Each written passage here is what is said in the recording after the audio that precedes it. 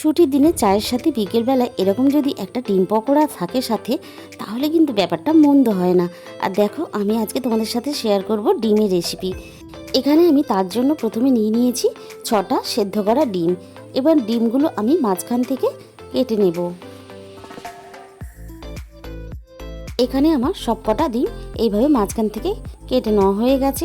এবারে আমি একটা বাটির মধ্যে নিয়ে নিলাম প্রথমে মাঝারি সাইজের 3টে পেঁয়াজ কুচি।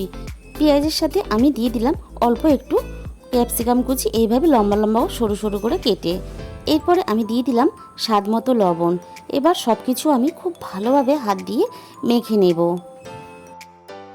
সব কিছু আমি খুব ভালোভাবে মেখে নরম করে নেওয়ার পরে এর মধ্যে আমি দিয়ে দিলাম 1 বাটি পরিমাণ বেসন, আর দিয়ে দিলাম হাফ চামচ পরিমাণ হলুদ গুঁড়ো, আর দিয়ে দিলাম হাফ চামচ পরিমাণ ঝাল লঙ্কার গুঁড়ো, আর সব শেষে আমি এখানে দিয়ে দিলাম ছোট চামচের 1 চামচ গরম মশলার গুঁড়ো।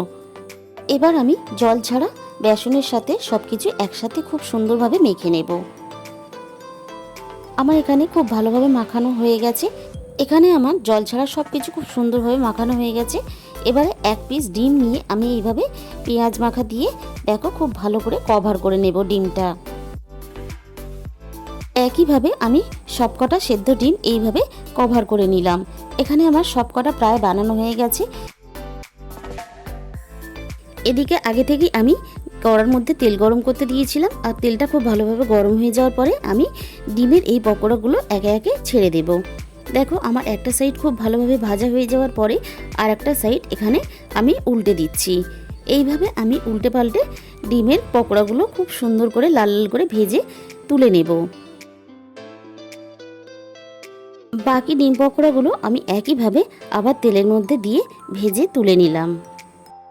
বিকেলে চায়ের সাথে যদি এরকম গরম গরম ডিম পকোড়া থাকে, তাহলে কিন্তু বাচ্চা বড় সবাই খুবই পছন্দ করবে। তাহলে আজকের রেসিপিটা তোমাদের যদি ভালো লেগে থাকে, অবশ্যই ভিডিওতে একটা লাইক করো, আর প্রচুর প্রচুর শেয়ার করো। আর যে সমস্ত বন্ধুরা আমার চ্যানেলে নতুন এসেছো, অবশ্যই আমার চ্যানেলটাকে সাবস্ক্রাইব করে আমার পাশে থাকার জন্য অনুরোধ রইল। তাহলে আজকে এই পর্যন্ত।